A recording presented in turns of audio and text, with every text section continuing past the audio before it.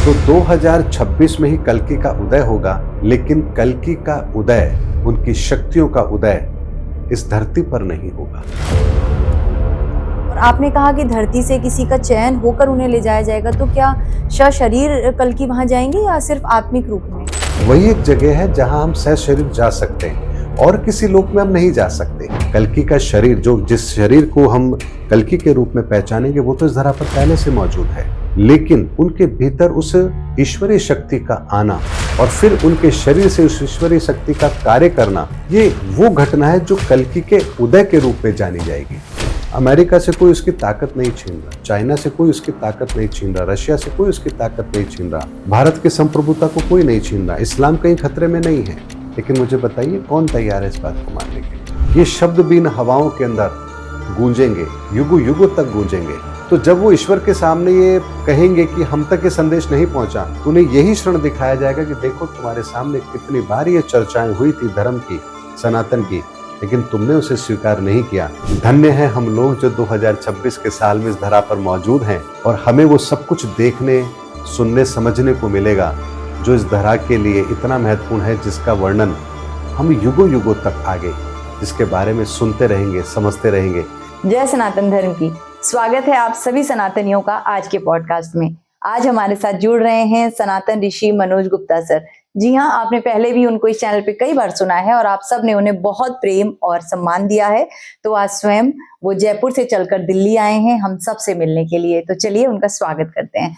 Sir, आपका बहुत बहुत स्वागत है हमारे आज के पॉडकास्ट में। आपका भी बहुत बहुत धन्यवाद, और आपने इतने प्यार से बुलाया और मुझे बड़ी खुशी है यहाँ आकर के, क्योंकि यहाँ की जो पॉजिटिविटी है वो मैं फील कर पा रहा हूँ। और निस्संदेह आज कुछ ऐसी चर्चा होने वाली है जो हमारे दर्शकों को बहुत लाभान्वित करेगी। सर, आपने 2026 को लेकर कई सारी भविष्यवाणियां की थी। तो 2026 आपने कहा था निर्णय का साल है, कल्कि के उदय होने का साल है और सनातन की जो है इसमें परचम लहराएगा। अगर हम बात करें 2012 की, अगर आपको याद हो, तो मायन कैलेंडर के हिसाब से कहा गया था कि 2012 में दुनिया खत्म हो जाएगी, लेकिन ऐसा कुछ भी नहीं हुआ था। और 2026 में भी अब बहुत सारे जो है भविष्यवाणियां की गई हैं कि दुनिया में बहुत उथल पुथल होगी। तो आपको क्या लगता है, सब कुछ इतनी जल्दी, इतनी आसानी से हो जाएगा? मतलब जैसा बताया गया है कि 2026 में बहुत कुछ बदलेगा, इतना सब कुछ इतनी आसानी से हो जाएगा? दुनिया एक्सेप्ट कर लेगी सब कुछ? देखिए, 2012 के बारे में जो कहा गया था, मायावी कैलेंडर के लिए कहा गया था, और मायावी कैलेंडर के संदर्भ में मैंने पहले भी डिस्कशन किया है। रावण बहुत बड़ा मायावी था, हनुमान जी के पास सारी मायावी विद्या के तोड़ थे। मिस्र के पिरामिड हो या बहुत सारी ऐसी दैवीय आकृतियां हो जो इंसान के लिए बनाना संभव नहीं है, ऐसे बहुत सारे एविडेंस इस धरती पर मौजूद है जो किसी मायावी सभ्यता के प्रमाण हमें देते हैं। उसके अंदर हमें ये चीज समझनी है कि 2012 के अंदर, चूंकि युग परिवर्तन का समय आरंभ होने वाला था, 2010 के अंदर धरती से गुरु तत्व को समाप्त किया गया, 2012 में मायावी कैलेंडर को समाप्त किया गया, 2025 के अंदर 30 मार्च 2025 को कलयुग समाप्त हुआ। ये तीन बैक टू बैक वो एविडेंस है हमारे सामने जो ये प्रमाणित करते हैं कि धर्म युग की शुरुआत तो 30 मार्च 2025 से हो चुकी है। और अगर धर्म का उदय है तो अधर्म का नाश होना स्वाभाविक है। ऐसे में आप देखेंगे कि 2026 के अंदर जो भी पॉजिटिविटी है वो इंक्रीज भी होंगी, तो जो नकारात्मक सोच के व्यक्ति हैं उनकी शक्तियां भी बढ़ेंगी और उनका संहार भी होगा। क्योंकि जब तक दोनों के बीच में एक मुकाबला नहीं होता, तब तक हार जीत का फैसला नहीं होता। आप इसको ऐसे समझिए कि महाभारत के युद्ध के अंदर अगर कौरव शक्तिशाली नहीं होते, पांडव शक्तिशाली होते, तो महाभारत का युद्ध उस स्तर पर नहीं होता। जी। तो यहाँ आसुरी शक्ति और दैवीय शक्ति जो भी होती है वो बिल्कुल बराबर मात्रा में, बराबर ताकत रखती हैं। और युग परिवर्तन के समय पर एक घटना जो होती है वो ये होती है कि उस समय पर जो भी इस संसार के अंदर जो तत्व काम कर रहा होता है, उसकी एनर्जी को शून्य में समाहित तो होना ही पड़ता है। इसको अगर मैं आपको एविडेंस के साथ अगर ये बात रखूं, तो आप इसको ऐसे समझिए, रामायण काल के अंदर मन तत्व काम कर रहा था, तो प्रत्येक वो व्यक्ति जो उस समय पर मौजूद था, चाहे वो हनुमान जी थे, सुग्रीव थे, बाली थे, अंगद, जो भी थे, सबके मन तत्वों का समायोजन जरूर हुआ। ऐसा कोई भी व्यक्ति शेष नहीं बचा जिसके मन तत्व का समायोजन नहीं हुआ हो। उसके बाद महाभारत का काल आया। उस काल में मंगल तत्व काम कर रहा था। मंगल तत्व यानी कि बाहुबल, आपकी शारीरिक क्षमता, उसका भी समायोजन होना अवश्यंभावी था। तो आप देखिए उस समय आर्यवर्त में ऐसा कोई योद्धा नहीं बचा पांडवों के अलावा जो ये दावा कर सकता है कि हाँ उसके पास अब ताकत शेष है इस संसार के लिए। तो उस तत्व को समाहित होना पड़ा। अब हमारा चल रहा है कलयुग, और कलयुग के अंदर हमारा बुद्धि तत्व काम करेगा, बुद्ध का तत्व काम करेगा। तो आप देखिए एक छोटे से छोटा बच्चा भी अपने हाथ में मोबाइल लेकर के पूरी दुनिया की इंफॉर्मेशन लेके घूम रहा है। गूगल आपको हर सवाल का जवाब दे देगा। यानी आज बुद्धि का स्तर हमारा बहुत एडवांस लेवल पर है। एआई ने तो उस काम को और आसान कर दिया। ऐसे में इस बुद्ध तत्व का समायोजन भी शून्य में होना है। ऐसे में जितनी भी हमारी तरक्की है जो बुद्धि के आधार पर हमने की है, इन सबको शून्य में समाहित होना ही होना है। और सबसे अच्छी बात यह होती है कि जो आने वाला युग होता है उसका उदय भी होता है। तो अब धर्म का उदय भी होगा। तो धर्म का उदय और बुद्ध तत्व का समापन, इसको शून्य में समाहित करने का कार्य, ये दोनों वर्तमान में एक साथ चल रहे हैं। इसीलिए एक तरफ दुनिया के अंदर सनातन के उदय की आप बात सुनेंगे, चर्चा सुनेंगे। पूरी दुनिया के अंदर सनातन की चर्चा है। लोग सनातन को समझने को तैयार हुए हैं। लोगों के जीवन में सनातन अब वो वाली बात नहीं रही कि हाँ जी हमने कभी सुना होगा सनातन कुछ होता है, यानी व्यक्ति चर्चा कर रहा है। तो दूसरी तरफ डोनाल्ड ट्रंप जैसे कैरेक्टर भी मौजूद हैं जो इस दुनिया के अंदर एक ऐसी अराजकता पैदा कर रहे हैं जो कहीं ना कहीं पूरे लोकतंत्र को खतरे में डालेगी। तो ऐसे में नई व्यवस्था अगर होनी है तो हर जगह पर होनी है। वो राजनीति में भी होनी है, वो सामाजिक व्यवस्थाओं में भी होनी है, हमारे विचारों में भी होनी है, अध्यात्म में भी होनी है, विज्ञान में भी होनी है। और ये परिवर्तन आपको हर स्तर पर दिखाई दे रहा है। विज्ञान आज उस दोराहे पर आके खड़ा हो गया जहां उसे क्वांटम वर्ड समझ में आने लगा है। आध्यात्म की बात करेंगे तो हम कल्कि की या इमाम मेहंदी की बात कर रहे हैं, सनातन की बात कर रहे हैं। ये विचारधारा जो है हमारी पुरानी विचारधाराओं से थोड़ी सी अलग है। तो परिवर्तन हर जगह हो रहा है। हमारी सामाजिक व्यवस्था में भी परिवर्तन हो रहा है, हमारी आर्थिक व्यवस्था में भी परिवर्तन हो रहा है। तो इस सारा का सारा परिवर्तन जो एक साथ हो रहा है, ये कहीं ना कहीं 2026 के अंदर अपने उस निर्णायक स्थिति में पहुंचेगा जहां से हम इसका एक बेहतर रूप दुनिया के सामने रखता हुआ देखेंगे कि हाँ अब ये चीज इस तरह से काम करेगी। तो ये 2026 का एक परिवर्तन तो होकर रहेगा, ये प्रमाणित है ये बात। और इसे अगर आप सनातन के सूत्र लगाएंगे तो आपको इस सटीक तरीके से आपको घटित होती हुई नजर आएगी।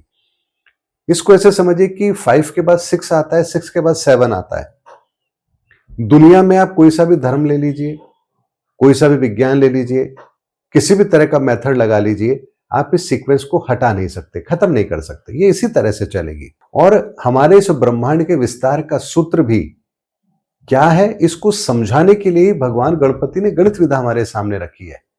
तो 9 के बाद 0 आता ही आता है, ये बात सही है। यानी कि 9 के बाद 0 आएगा और अगला जो एक सीरीज शुरू होगी उसका अंक भी आपके साथ आएगा।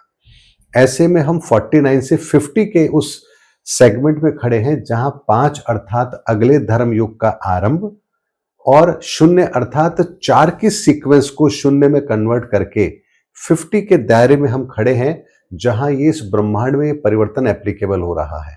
तो ये घटना तो घटित होगी ही होगी। और इसीलिए हमारे जो ऋषि मुनि होते थे वो समय का इंतजार करते थे जी। वो कभी भी ये दावा नहीं करते थे कि मैं पल में ये कर दूंगा। यानी भगवान राम को भी अगर धरा पर आकर के रावण का वध करना था तो नारद जी के द्वारा पहले उनको श्राप मिलता है कि वानरों के द्वारा ही आपकी जो है सारे कार्य पूर्ण होंगे, वो आपकी मदद करेंगे। तो अब देखिए कितने समय बाद में भगवान को इस धरा पर आना था राम के रूप में, लेकिन उसकी कार्य योजना कितने समय पहले बन गई। ये सैद्धांतिक तरीके से सारी की सारी चीजें दुनिया में चलती हैं, रैंडमली कुछ भी नहीं है। अगर संध्या होनी है तो सूर्यास्त होना ही होना है। ऐसा नहीं हो सकता कि सूर्यास्त ना और संध्या हो जाए, ये संभव नहीं है। तो ये सनातन के सिद्धांत इस पूरी दुनिया पर लागू होते हैं और उन सिद्धांतों के आधार पर मैं ये बात कह रहा हूं कि 2026 के अंदर जो समय अब ये चल रहा है ये बहुत ही महत्वपूर्ण समय है, कल्कि के उदय का समय है। और आपके इस चैनल पे एक बात मैं और कहूंगा, जी। जब कल्कि के उदय की बात आती है तो 2026 में ही कल्कि का उदय होगा, लेकिन कल्कि का उदय, उनकी शक्तियों का उदय इस धरती पर नहीं होगा, बल्कि संभाला में होगा, जिसे तिलिस्मी दुनिया भी कहा जाता है। यानी इस धरती से उस पात्र का चयन और फिर संभाला के अंदर उन्हें उन सारी शक्तियों को सौंप दिया जाएगा जो इस धरा के लिए कार्य करेंगी। इसीलिए ये जो 2026 का साल जो मैंने कहा कि कल्कि के उदय का साल है, इस कल्कि के उदय की जो घटना होगी वो इस धरती पर नहीं होगी, उनके शक्ति ग्रहण की जो घटना होगी वो संभाला में होगी, उस तिलिस्मी दुनिया में होगी, जहां आज भी हजारों साधु हजारों वर्षों से इस धरती के लिए कार्य कर रहे हैं। ये धरती हम लोगों के प्रयास से नहीं चल रही है, बल्कि उन ऋषि मुनियों के प्रयासों से चल रही है, जो आज भी हजारों वर्षों से उस संभाला के अंदर बैठ करके इस धरती के कल्याण के लिए कार्य कर रहे हैं।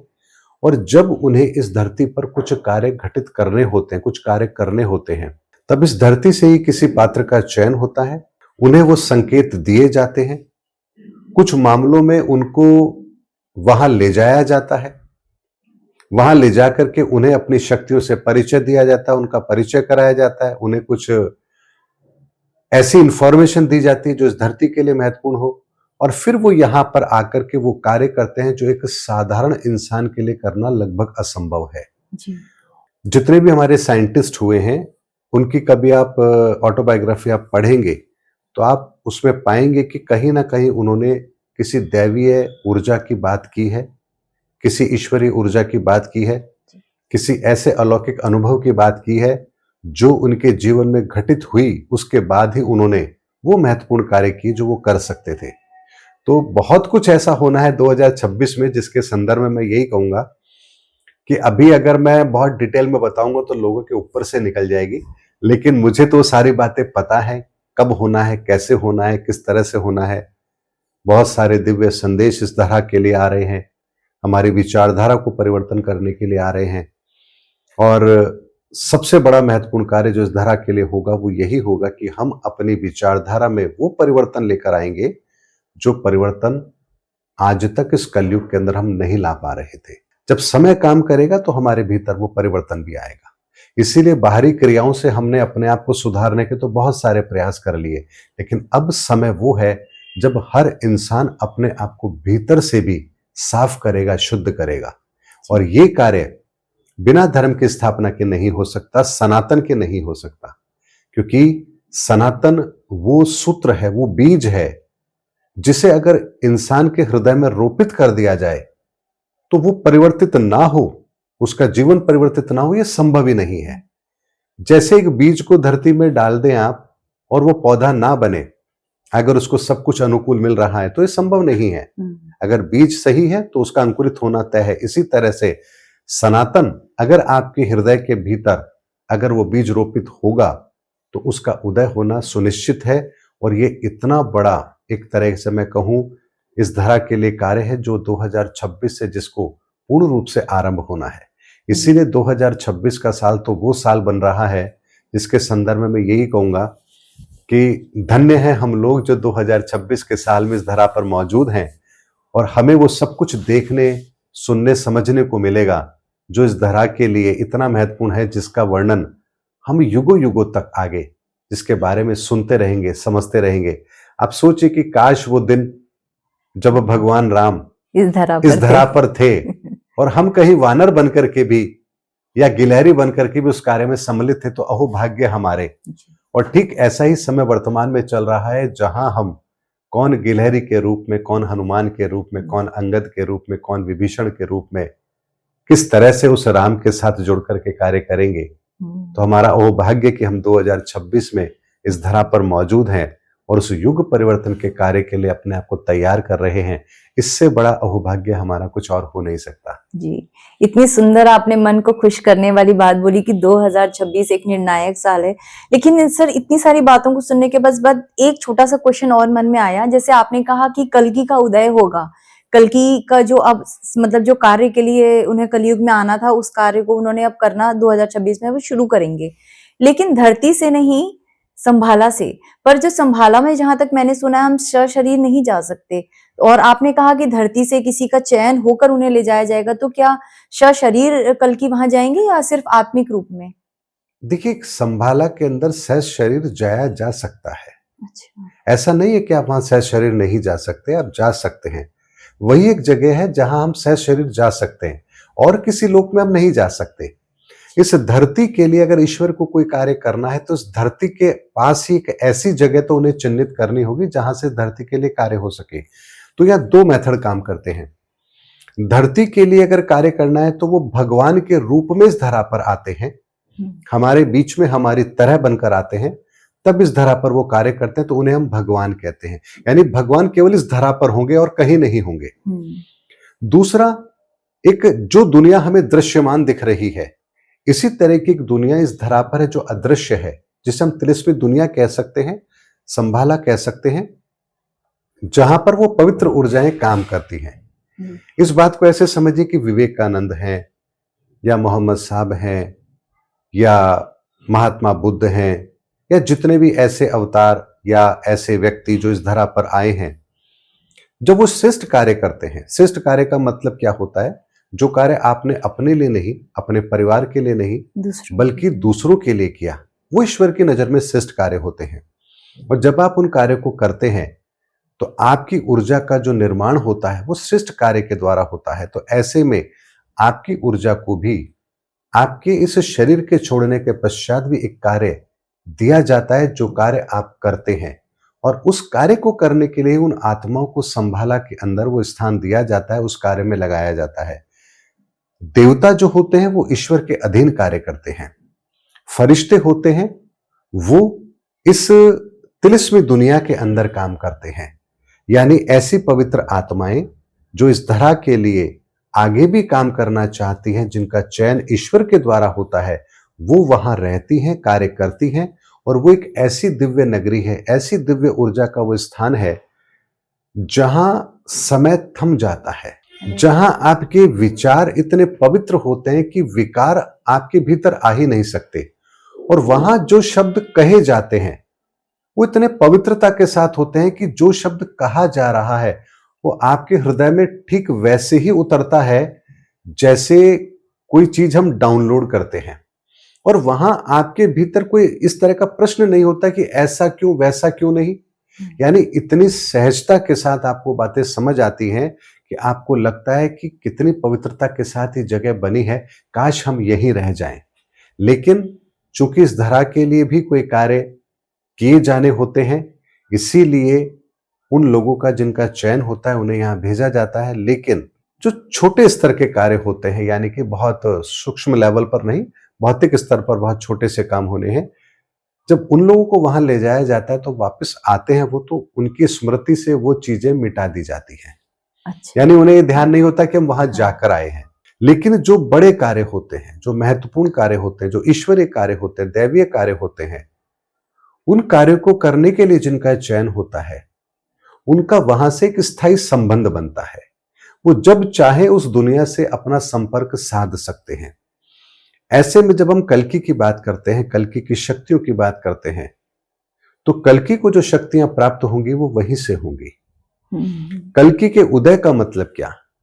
कल्कि का शरीर, जो जिस शरीर को हम कल्कि के रूप में पहचानेंगे, वो तो इस धरा पर पहले से मौजूद है, लेकिन उनके भीतर उस ईश्वरीय शक्ति का आना और फिर उनके शरीर से उस ईश्वरीय शक्ति का कार्य करना, ये वो घटना है जो कल्कि के उदय के रूप में जानी जाएगी। और ये कार्य वहां होगा, वहां से वो वापस यहां आकर के हमारे इस धरा पर हम लोगों के बीच में रह करके ही कार्य करेंगे। लेकिन तब उनके पास में क्या होगा? इस भौतिक संसार की भी सारी जानकारी होगी और उस दिव्य लोक की भी सारी जानकारी होगी। तो ऐसे में वो जब वो कार्य करेंगे तो उस कार्य में कहीं कोई संदेह हो, परिणाम ना आए, ये संभव ही नहीं है। और ये कार्य कोई साधारण व्यक्ति नहीं कर सकता। इसीलिए जो लोग अपने आप को कल्कि कह रहे हैं, उन्हें तो अभी ये भी नहीं पता कि कल्कि के उदय का प्रोसेस क्या है, वो कहाँ जाकर के किन चीजों को प्राप्त करेंगे, कैसे करेंगे। बहुत सारी चीजें ऑलरेडी यहाँ घटित हो चुकी हैं, बहुत सारी घटित होनी बाकी हैं, लेकिन हमारे दर्शकों को हमें उतना ही देना चाहिए जितना वो डाइजेस्ट कर सके। ओवरडोज कई बार प्रॉब्लम क्रिएट कर देती है। इसीलिए 2026 के साल में कल्कि के उदय के संदर्भ में इतना ही है कि कल्कि का उदय होगा, 2026 में होगा, लेकिन उनके उदय की घटना इस धरा पर ना होकर के संभाला जिसे कहते हैं, तिरस्मी दुनिया जिसे कहते हैं, उस जगह होगा। और चूंकि वो घटना इस धरती पर नहीं हो सकती, वो वहीं हो सकती है। दिव्यता उन स्थानों पर नहीं आती है जहां भौतिकवादी सोच की एक ऐसी गंदगी मौजूद हो जहां उस पवित्रता को ना आना हो। इसीलिए वो चेतना उस जगह पर जाकर के उस दिव्य रूप को, उन दिव्य ऊर्जाओं को, उन दिव्य शक्तियों को धारण करेगी और फिर इस धरा पर आकर के कार्य करेगी। और ये बहुत बड़ा चेंज होगा, बहुत बड़ा चेंज होगा, जो हमें स्पष्ट तौर पर दिखाई देगा। जो पवित्र आत्माएं होंगी वो जब उनके संपर्क में आएंगी तो उनको सहज इस चीज का एहसास होगा कि ये कौन है। और जो पवित्र आत्माएं नहीं होंगी उनके लिए वो फिर भी साधारण इंसान ही रहेंगे। जैसे राम को हनुमान जी ने पहचाना, विभीषण ने पहचाना, अंगद ने पहचाना, लेकिन रावण नहीं पहचान पाया। ठीक इसी तरह से होगा कि कल्कि जब अपनी शक्तियों को धारण करके इस धरा पर आएंगे तो दिव्य आत्माएं उन्हें अवश्य पहचान लेगी और वो उनको जो संकेत मिलेगा वो स्वयं के अपने भीतर से लोगों को मिलेगा। उनको किसी दूसरे से पूछने की जरूरत नहीं है, प्रमाण लेने की जरूरत नहीं है। उनका हृदय अपने आप कहेगा कि हाँ, जो मेरे सामने खड़े हैं वही कल्कि हैं और मेरा उनसे मिलने का जो एक सपना था वो साकार हुआ है और अब मुझे उनके साथ मिल करके इस धरा के लिए कार्य करना है। तभी तो हम फिर गिलहरी या अंगद या हनुमान जो भी हमें रोल मिलेगा हम उस रोल को निभा पाएंगे। जी सर, आप इतने कॉन्फिडेंस के साथ इतनी सारी बातें बोलते हो और इतनी सत्य भी होती हैं। ऐसा नहीं है कि सिर्फ आप कह रहे हैं और हम उसको सुन रहे हैं। हमने कई चीजें 2025 में भी देखी आपके द्वारा कही गई जो हमें सत्य, और आपने कहा भी था कि 2026 में जैसे ही हम प्रवेश करेंगे बदलाव दिखने लगेंगे। तो हम जैसे ही 2026 में आए थे हमने देखा कि एक कंट्री के ऊपर अमेरिका का पूरी तरीके से कंट्रोल आ चुका है। तो ये तीसरे विश्व युद्ध की एकदम साफ चेतावनी दिखाई दे रही है और आपने ये पहले ही 25 में ही बता दिया था।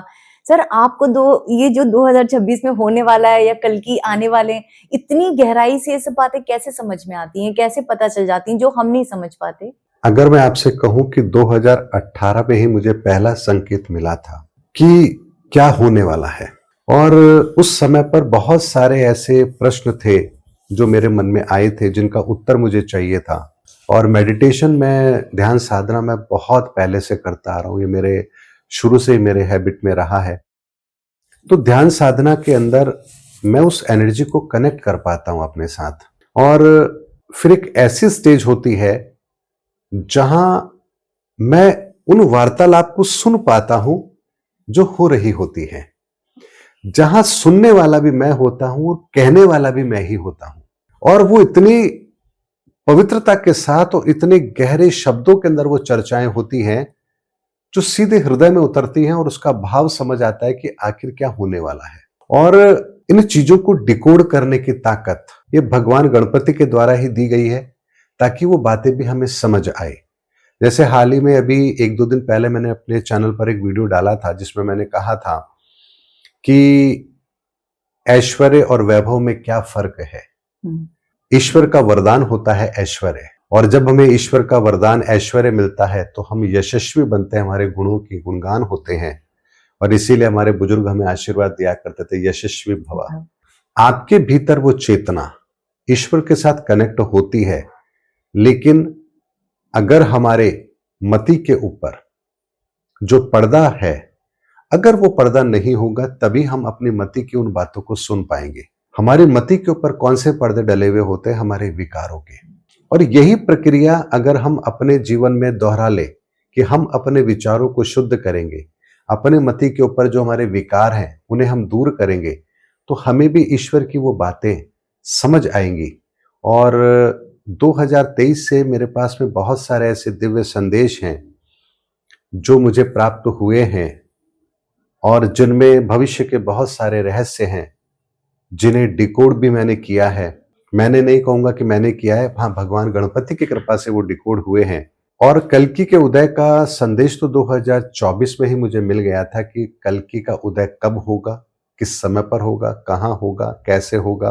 अब 2024 से लेकर के मैंने 2025 के एंड तक इंतजार किया, लोगों के सामने वो बात नहीं रखी।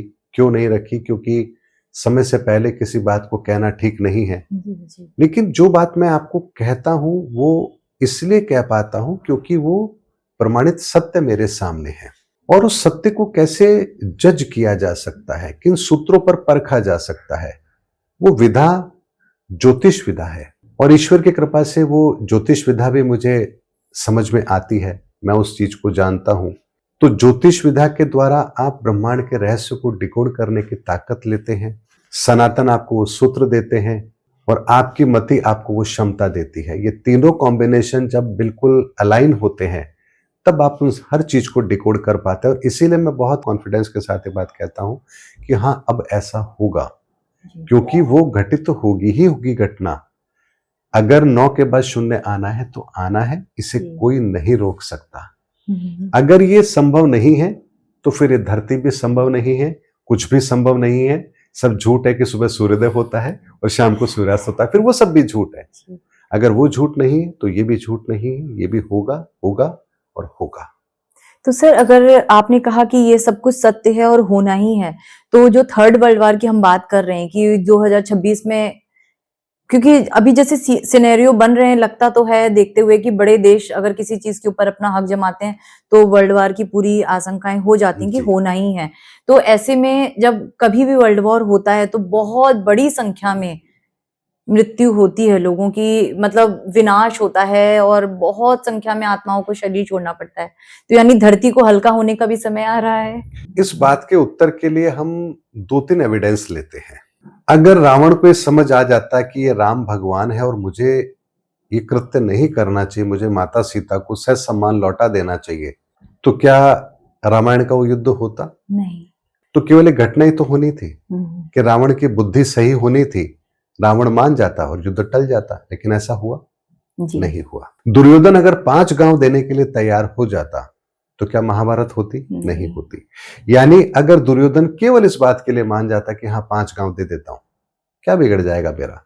अगर आज दुनिया में जितने भी बड़े राष्ट्र अध्यक्ष हैं उनको यह समझ आ जाए कि मानवता सर्वोपरि है और हमें ये जो भौतिकवादी सोच की लड़ाई है ये हमें नहीं लड़नी चाहिए, केवल इतनी सी बात समझ आ जाए। अमेरिका से कोई उसकी ताकत नहीं छीन रहा, चाइना से कोई उसकी ताकत नहीं छीन रहा, रशिया से कोई उसकी ताकत नहीं छीन रहा, भारत की संप्रभुता को कोई नहीं छीन रहा, इस्लाम कहीं खतरे में नहीं है। लेकिन हम सिर्फ और सिर्फ अपनी सुरक्षा के लिए काम कर ले तो भी ये युद्ध टल जाएगा। लेकिन मुझे बताइए कौन तैयार है इस बात को मानने के लिए? कोई भी। क्या अमेरिका इस बात को मानने के लिए तैयार होगा कि उसे ये नहीं करना चाहिए? क्या कट्टरपंथी इस्लामिक सोच रखने वाले इस बात को मानने के लिए तैयार होंगे कि उन्हें लव जिहाद या ये जो गजवाए हिंद है ये नहीं करना चाहिए? नहीं मानेंगे वो। तो जब वो नहीं मानेंगे तो आप बताइए कि परिणामों के लिए दोषी कौन है? क्या प्रकृति दोषी है? नहीं। क्या ईश्वर दोषी है? या वो व्यक्ति दोषी है? सोच। बात आती है कि फिर तो वो व्यक्ति जिसकी सोच है वो प्रकृति से बड़ा हो गया। एक प्रश्न आता है ना, फिर तो दुर्योधन महान हो गया, ये देखो उसके कारण से पूरी महाभारत हुई। ऐसा भी नहीं है। युग परिवर्तन के समय में अगर सब चीज को शून्य में समाहित होना ही होना है तो वहां पर ईश्वर के द्वारा ऐसे पात्र का भी चयन होता है जो अपना वो रोल निभाता है। उस फिल्म को आप क्या कहेंगे जिसमें विलेन ना हो? तो इस धरती पर अगर पापी आत्मा नहीं होंगी तो पुण्य आत्माओं का परिचय कैसे होगा? इसको ऐसे समझिए कि अंधकार कहीं से आता नहीं है, वो विद्यमान रहता है। बस फर्क इतना सा है कि जब प्रकाश उदय होता है तो अंधकार स्वतः ही गायब हो जाता है और जैसे ही प्रकाश समाप्त होता है, प्रकाश की लौ कम होती है, अंधकार वापस से व्याप्त हो जाता है।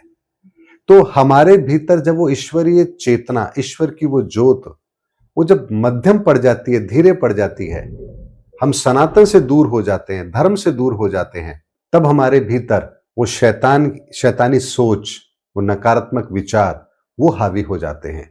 और उनको मारने का केवल एक ही तरीका है और वो है अपने भीतर ईश्वरीय सोच को प्रकट करना, क्योंकि अंधेरा किसी हथियार से नहीं मारा जा सकता। अंधेरे को खत्म करने के लिए केवल और केवल प्रकाश चाहिए। तो हमारे भीतर के विचारों को शुद्ध करने के लिए हमें जिस ऊर्जा की आवश्यकता है, जिस चेतना की आवश्यकता है, जिस प्रकाश की आवश्यकता है, वो है ईश्वरीय प्रकाश।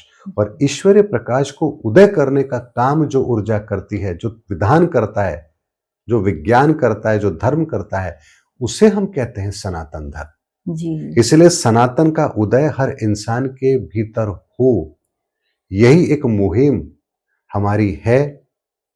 और ईश्वर की प्रेरणा से हर जीवात्मा तक वो संदेश पहुंचे, आपके चैनल के माध्यम से भी पहुंचे, लोग उसको सुने, समझें, अपने जीवन में आत्मसार करें।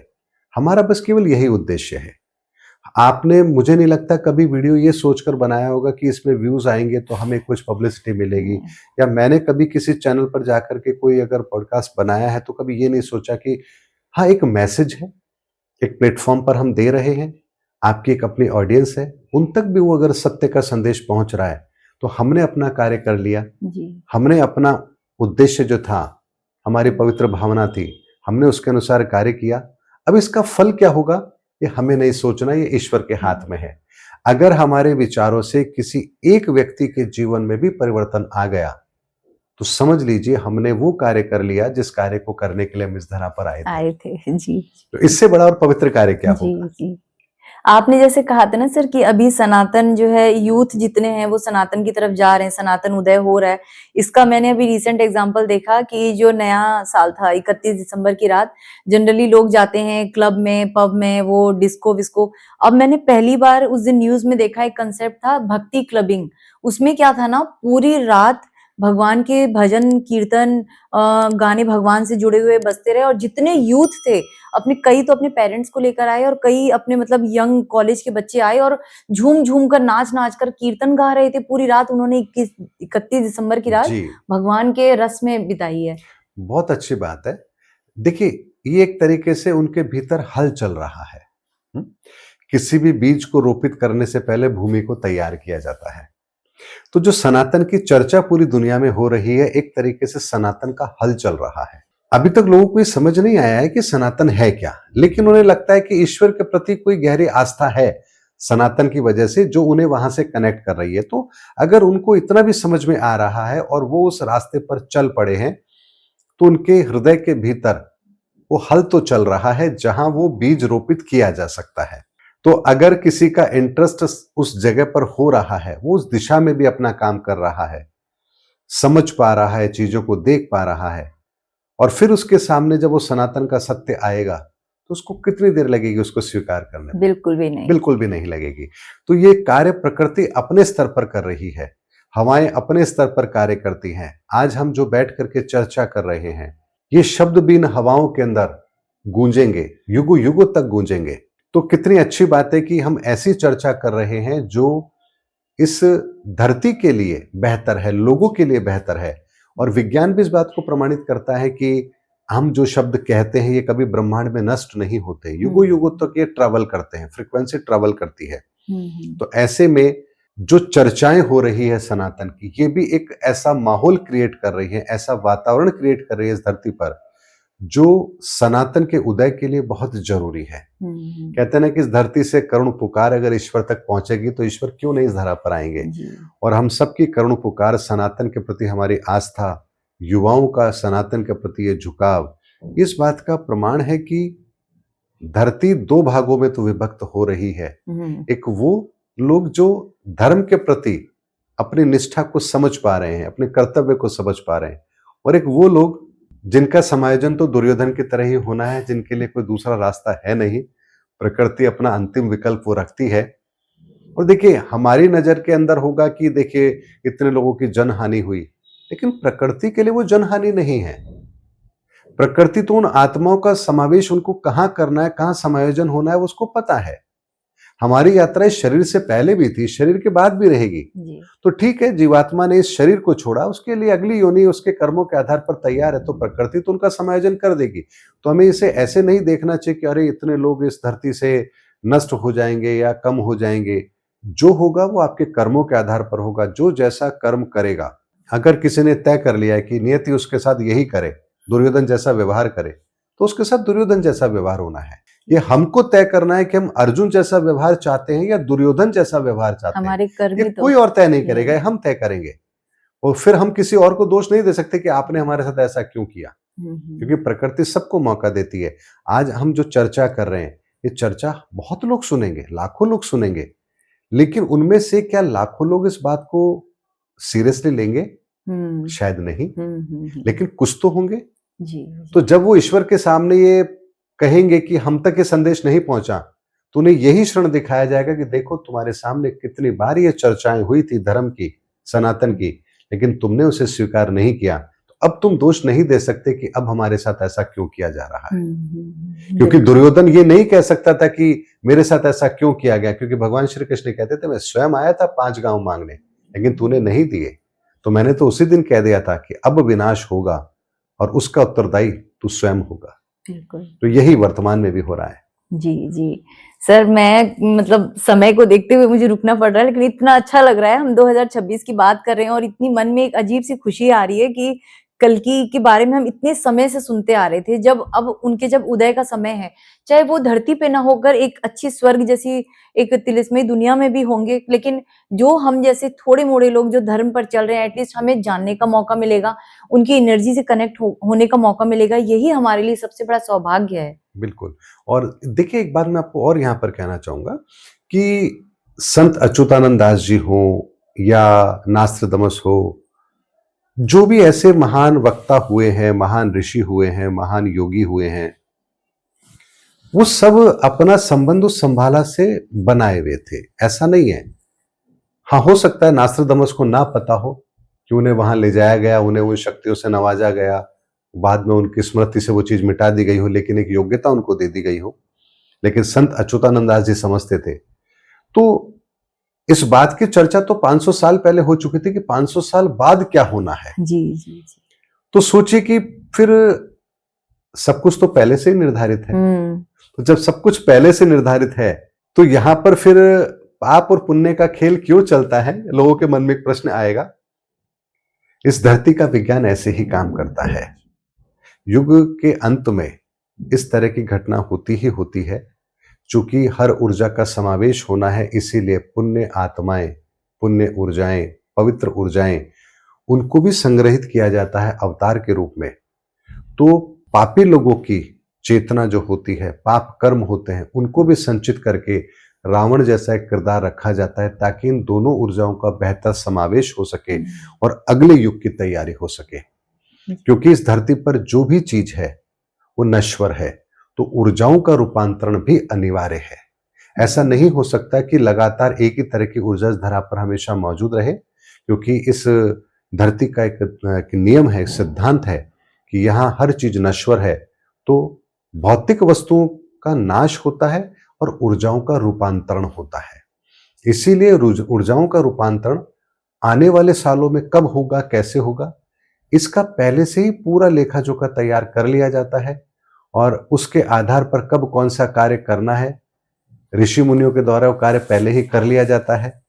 500 साल पहले अगर कोई बात कही गई तभी तो आज हम विश्वास कर पा रहे हैं। अगर वो नहीं कही गई होती तो आज हम विश्वास नहीं करते। लेकिन आज हमारे पास अविश्वास करने का कोई भी ऐसा प्रमाण नहीं है कि हम विश्वास ना करें। तो ईश्वर अपना कार्य इतनी बेहतर तरीके से करते हैं कि भविष्य में क्या होगा ये उनके द्वारा पहले से निर्धारित है और उसी प्रक्रिया के तहत होता है। और हर चीज इस धरती की नियम के अनुसार है, नियम के विपरीत यहां कुछ भी होता ही नहीं है। प्रत्येक कण भी, इस ब्रह्मांड का प्रत्येक कण भी एक नियम के तहत संचालित होता है। इसीलिए एटम पार्टिकल है, उसके भीतर की भी एक दुनिया है, उसमें भी इलेक्ट्रॉन है, उसमें भी वो ऊर्जा है। वो ऊर्जा कैसे संचालित होती है, विज्ञान आज तक इस बात को नहीं समझ पा रहा है। लेकिन वो ईश्वरीय ऊर्जा कण कण में व्याप्त होकर के भी इस धरती के पूरे विज्ञान को इतने बेहतर तरीके से संचालित किए हुए है कि जिसके संदर्भ में फिर वही शब्द हमें प्रयोग में लेने चाहिए कि वो सर्वशक्तिमान है, वो परमात्मा है, वो जो चाहता है वही होता है।